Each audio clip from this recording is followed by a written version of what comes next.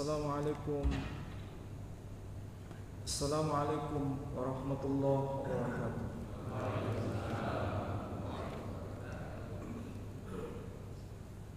Alhamdulillah rabbil alamin. Alhamdulillahilladzi arsala rasulahu bil huda wa dinil haqq liyudhhirahu 'ala ad-din kullihi wa kafaa billahi shahida. Ashhadu an la ilaha illallah wahdahu la syarika lah wa ashhadu anna Muhammadan 'abduhu wa rasuluh la nabiyya ba'dah. Qala Allah ta'ala fil Qur'anil 'aziz, a'udzu billahi minasy syaithanir rajim. Bismillahirrahmanirrahim. Idh qalat imra'atu Imran rabbi inni nadartu laka ma fi batni muharraran fataqabbal minni innaka antas sami'ul 'alim. Al-ayah. Shadaqallahul 'azim. Saudara-saudara, Bapak Ibu sekalian, alhamdulillah pada waktu subuh ini kita bisa melanjutkan Thalabul Ilm dalam rangka mengkaji ayat-ayat Allah. Mudah-mudahan kebersamaan kita mendapatkan maghfirah dan rahmat dari Allah Subhanahu wa taala. Saudara-saudara yang bawa Al-Qur'an, silakan dibuka surah Ali Imran, yakni surah urutan ketiga ayat 35. Kayaknya sudah hafal Quran semua, jadi tidak ada yang bawa. Ayat 35 ini merupakan semacam preambul untuk membicarakan tokoh kunci yang termaktub di dalam surah Ali Imran. Di dalam Al-Quran yang terdiri atas 114 surah, tidak ada satu keluarga yang keluarga ini menjadi nama satu surah di dalam Al-Quran kecuali surah Ali Imran. Arti harfiahnya keluarga Imran, bahasa Arabnya Ali Imran. Tokoh kunci yang kedua dari keluarga Imran ini, seorang manusia perempuan yang nanti manusia perempuan ini juga menjadi satu nama di dalam surah Al-Quran yang dimaksud adalah surah Maryam. Dan tidak ada di dalam Al-Quranul Karim yang mencantumkan nama perempuan sebagai nama surah di dalam Al-Quran kecuali hanya surah Maryam. Semua nama surah di dalam Al-Quran didominasi dengan nama laki-laki. Misal surah Yunus, surah Yusuf, surah Ibrahim, surah Muhammad, surah Hud, surah Luqman, dan lain sebagainya. Hanya satu di dalam Al-Quran yang menyebutkan nama gender perempuan, yakni surah Maryam. Dan nama keluarga, satu keluarga menjadi nama surah di dalam Al-Quran, satu-satunya adalah surah Ali Imran. Ini pasti ada maksud, ada tujuan. Nah, sebelum saya bahas ini, kita akan coba mencermati makna harfiah dari ayat 35. Qalat imra'atu Imran, diawali dengan satu tanda, yakni ada dua huruf. Kalau dibaca tidak teliti, maknanya beda. Pertama huruf alif, kedua huruf dzal. Kalau dibaca il, ini menunjukkan sesuatu yang terjadi di masa lampau, sudah terjadi. Kalau dibaca idza, menunjukkan peristiwa belum terjadi. Jadi misalnya idza jaa nasrullahi wal fath. Nah, ini menunjukkan peristiwanya belum terjadi karena diawali dengan ungkapan idza. Tapi kalau dibaca id, menunjukkan bahwa peristiwa ini telah terjadi di masa lampau dan itu bisa jadi akan terulang di masa depan dalam bentuk yang lain dan harus direnungkan sebagai pelajaran bagi manusia di masa depan. Bahasa Al-Quran itu teliti, bahasa Al-Quran itu detail, saking detailnya ditandai hanya dengan huruf-huruf tertentu. Bedanya cuma sederhana, hurufnya sama tapi vokalnya beda. Tahu maksudnya vokal? Kalau dibaca il, ditandai dengan sukun. Tapi kalau dibaca idza, ditandai apa? Fathah. Bedanya cuma satu. Oke, sekarang kita lihat ayat 35. Idz qalat imra'atu Imran. Ingatlah tatkala peristiwa ini telah terjadi di masa lampau, tatkala istri Imran telah berkata. Telah berkata apa? Telah bermunajat apa? Dikatakan di sini, Rabbi, inni nadartu laka. Wahai ya Rabb, ya Tuhan, sesungguhnya aku, benar-benar dikatakan, inni, sesungguhnya aku, nadartu laka, telah bernazar kepadamu semata-mata. Ma fi batni, apa yang ada dalam buah rahimku. Sebagai apa? Muharrara, sebagai pelayan suci di rumah Tuhan. Fataqabbal minni, maka kabulkanlah permohonanku. Innaka, sesungguhnya engkau, anta, engkau sendiri, as-sami', Tuhan yang maha mendengar, al-alim, Tuhan yang maha mengetahui. Ini arti harfiah. Sekarang kita coba pelajari, kenapa istri Imran ini berkata demikian. Siapa sebenarnya? Apa statusnya? Dan apa yang dapat kita petik pelajaran dari ayat ini? Kalau kita tanya sederhana, Imran itu siapa sih? Apakah dia nabi? Bukan. Apakah dia rasul? Bukan. Apakah beliau orang istimewa pada masanya? Bukan. Dia bukan siapa-siapa. Ini bicara mengenai Imran. Lalu siapa yang dimaksud dengan imra'at, istri dari Imran ini?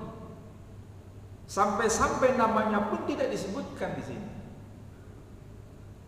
Jadi sebenarnya siapa istri Imran ini? Apakah dia memiliki jabatan sebagai seorang nabi? Bukan. Rasul? Juga bukan. Apakah punya keistimewaan pada masanya manusia perempuan ini? Juga tidak memiliki keistimewaan apa-apa. Artinya, baik Imran ataupun istri Imran bukan siapa-siapa. Lalu bagaimana dengan kita? Kita ini siapa? Kita nabi bukan, kita rasul juga bukan, keturunan nabi juga bukan. Jadi kita ini bukan siapa-siapa. Artinya kalau kita ini bukan siapa-siapa, maka tidak ada alibi untuk mengatakan kita tidak bisa menelaganinya. Tidak ada pembenaran untuk mengatakan bahwa kami yang bukan siapa-siapa ini tidak mungkin bisa mencontoh manusia perempuan ini, karena kita dan dia statusnya sama, bukan siapa-siapa. Biasanya orang itu kalau punya alibi ada pembenaran. Misal kalau kita disuruh mencontoh Nabi Shallallahu Alaihi Wasallam, mesti ada jawaban untuk cari alasan. Alasannya apa? Tidak mungkin kita bisa mencontoh meneladaninya secara utuh. Dia Nabi, kita bukan. Betul tidak? Mencontoh Nabi Ibrahim, alasannya juga sama. Cari alasan. Alasannya apa? Dia Nabi, kita bukan. Dia Rasul, kita bukan. Dia ulul azmi, kita juga bukan siapa-siapa. Jadi nggak bisa mencontoh itu. Ini alibi. Sekarang, apakah alibi itu bisa dibenarkan? Ketika Allah memberikan contoh orang yang tidak memiliki kedudukan apa-apa, bukan siapa-siapa, masih tidak ada alibi. Kalau masih juga ada alibi, padahal yang diberikan sebagai contoh bukan siapa-siapa dan kita juga bukan siapa-siapa, berarti orang yang beralibi ini nalarnya sudah tidak cerdas lagi.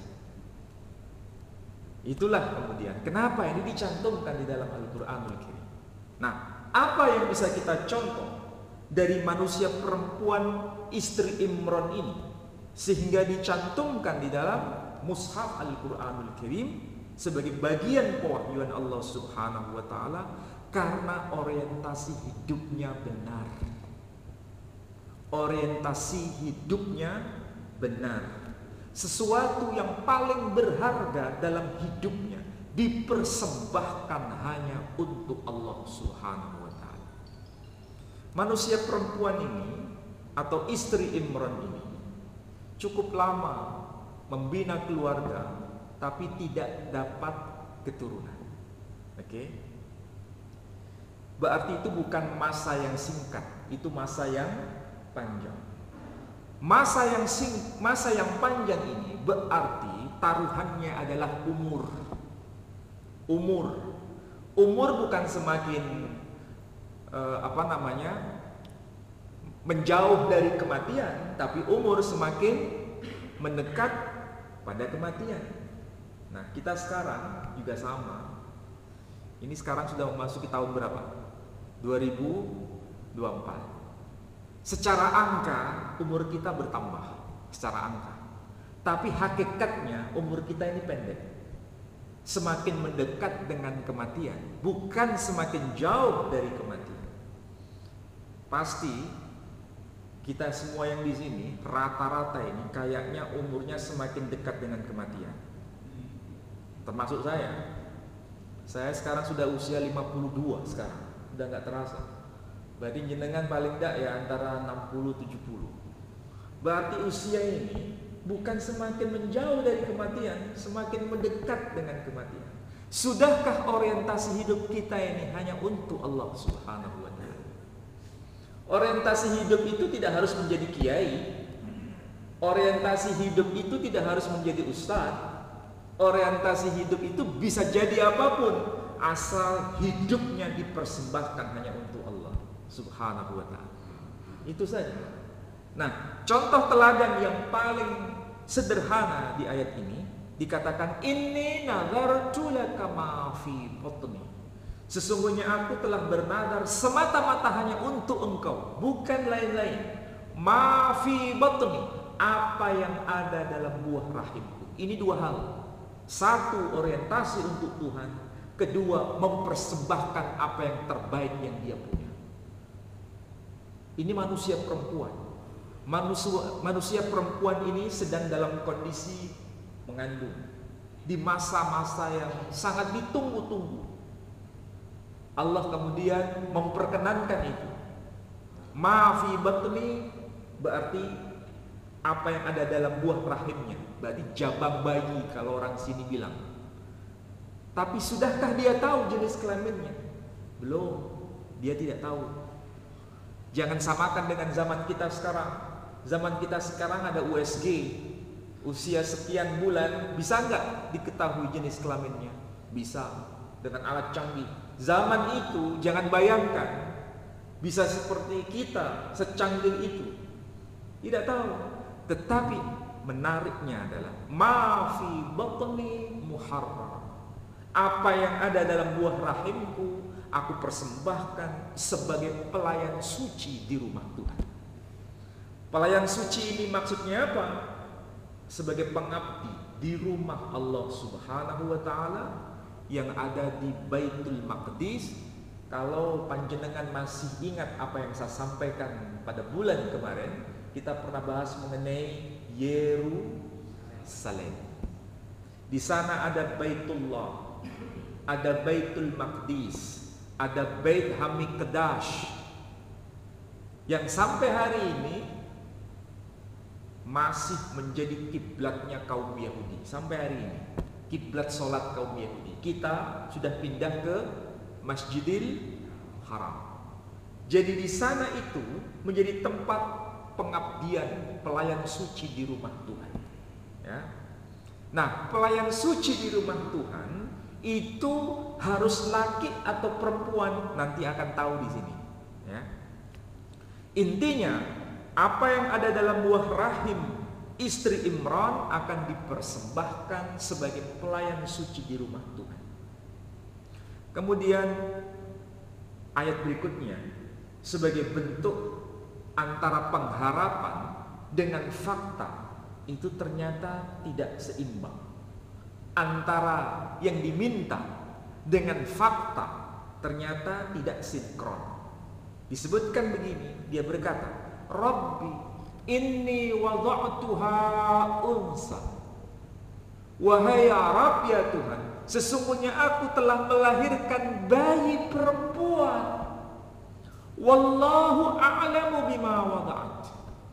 Sesungguhnya Allah sendiri yang lebih tahu atas apa yang telah lahir ini. Jadi dia dalam kondisi apa ini? Kondisi apa? Hah? Galau. Kalau bahasa anak muda sekarang, galau. Antara apa yang diminta dengan fakta yang telah dilahirkan, ini ada sesuatu yang tidak sinkron. Galau itu bukan sesuatu yang naif. Galau itu bukan larangan dalam agama. Itu manusiawi, menimpa bagi siapapun. Jangankan menimpa pada manusia biasa, pada seorang nabi pun bisa terjadi. Jadi galau itu biasa saja. Jangan dianggap itu sesuatu yang menciderai keimanan kita, bukan. Rabbi inni wada'tuha unsa. Dan ini curhat. Tahu curhat kan? Curhat kepada Tuhannya. Wallahu a'lamu bima wada'at. Dan Allah sendiri yang lebih tahu atas bayi yang telah lahir ini.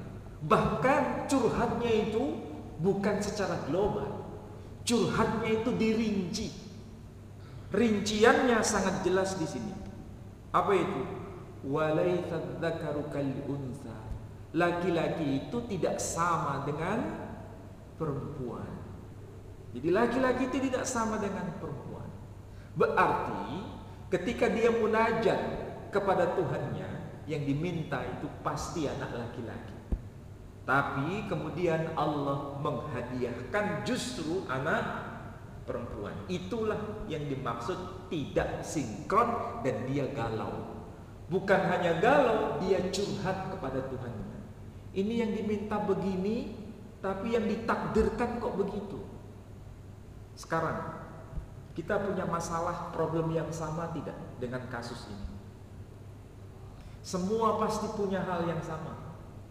Hanya bedanya detailnya saja, tapi inti pesannya sama. Kita ini pasti ada kegalauan dan juga punya curhat, punya rancangan begini, punya planning begini, punya cita-cita begini, sudah dirancang sekian tahun, tapi ternyata kata orang Surabaya yang jeketek, dapatnya kok tidak sama. Kita pasti punya punya masalah yang seperti itu. Tidak ada seorang pun yang tidak punya masalah kayak begitu. Semua pasti punya masalah seperti itu. Antara yang diminta dengan fakta tidak sama. Kita punya cita-cita tahun 2022 sampai tahun 2023 tidak kunjung muncul cita-cita itu. Kenapa? Apakah Allah Subhanahu wa ta'ala tidak mencintai kita? Ataukah Allah Subhanahu wa ta'ala telah meninggalkan kita? Apakah Allah Subhanahu wa ta'ala tidak mau mendengar suara kita? Bukan. Bukan Allah meninggalkan kita. Bukan Allah Subhanahu wa ta'ala menjauh dari kita. Bukan. Dari sini kita akan belajar banyak. Bukan berarti Allah Subhanahu wa ta'ala tidak mendengarkan doa hambanya, permohonan hambanya. Dia mendengar permohonan itu, tetapi yang lebih tahu kapan itu ditakdirkan sesuai dengan harapan kita, Allah yang tahu waktunya. Makanya dia serahkan itu, wallahu a'lamu bima wada'at. Dan Allah sendiri yang lebih tahu atas bayi yang telah dilahirkan ini. Dia serahkan kembali di hadapan Tuhannya. Dia tidak ngedumel. Sama enggak dengan kita? Ini semua pengalaman manusiawi. Ini bukan pengalaman personal. Jangan sampai ketika kita membaca Al-Quranul Karim, ketika membaca kisah-kisah dalam Al-Quran, itu mewakili pribadi mereka masing-masing pada eranya. Bukan. Termasuk mengenai istri Imran ini, bukan mewakili dirinya sendiri. Dia mewakili kita semua sebagai manusia yang juga tidak memiliki jabatan apa-apa, yang tidak ada istimewa-istimewanya. Sama seperti istri Imran. Sekali lagi, tidak ada alibi bagi kita untuk tidak meneladaninya. Kasus yang menimpa pada pribadi istri Imran ini bisa terulang dalam bentuk lain. Bentuknya lain. Setiap kita punya bentuk yang lain.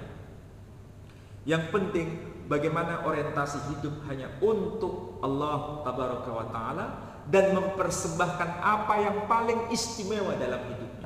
Kalau istri Imran yang paling istimewa dalam hidupnya adalah buah rahimnya. Bahkan dirinya tidak begitu berharga dibanding apa yang ada dalam buah rahimnya. Tanya saja sama perempuan-perempuan di sekitar kita. Lebih mencintai dirinya atau lebih mencintai anaknya? Pasti jawabannya, saya lebih mencintai anakku dibanding diriku sendiri. Bahkan kalau bisa, kalau anak itu sakit atau dia yang sakit, pilih yang mana? Lebih baik aku yang sakit daripada anakku yang sakit. Berarti cinta kepada buah rahim itu lebih daripada mencintai dirinya sendiri. Kita pun sama. Kita pun sama. Kalau sampean punya istri, yang lebih dicintai diri kita sendiri atau istrinya? Silakan jawab sendiri. Perempuan juga begitu. Kalau sudah punya suami, yang lebih dicintai dirinya sendiri atau suaminya? Ketika sudah punya keturunan, antara suami dan istri lebih mencintai diri mereka masing-masing atau keturunannya atau anaknya. Ketika anaknya sudah punya putra atau putri, berarti orang ini sudah punya cucu. Dia lebih mencintai cucunya atau dirinya sendiri? Silakan jawab sendiri. Berarti kita punya masalah yang sama. Nah, itulah sebabnya diberikan contoh di sini. Contoh ini sangat tegas, mewakili kita semua, bukan mewakili pribadi beliau sendiri. Oke? Nah, sekarang ketika Allah Subhanahu wa Ta'ala menghadiahkan anak perempuan, konteksnya ini adalah kalangan Bani Israel. Bani Israel tidak sama dengan hukum yang kita terima. Bani Israel mengikuti hukum Taurat. Hukum Taurat, kitab suci yang diterima oleh Nabi Musa. Sementara syariat kita ini bukan mengikuti syariat hukum Taurat, tapi syariat hukum Al-Quranul Karim. Taurat dari Allah Subhanahu wa ta'ala, Al-Quranul Karim juga dari Allah Subhanahu wa ta'ala. Tapi karena eranya berbeda, maka hukum-hukumnya ada yang berbeda.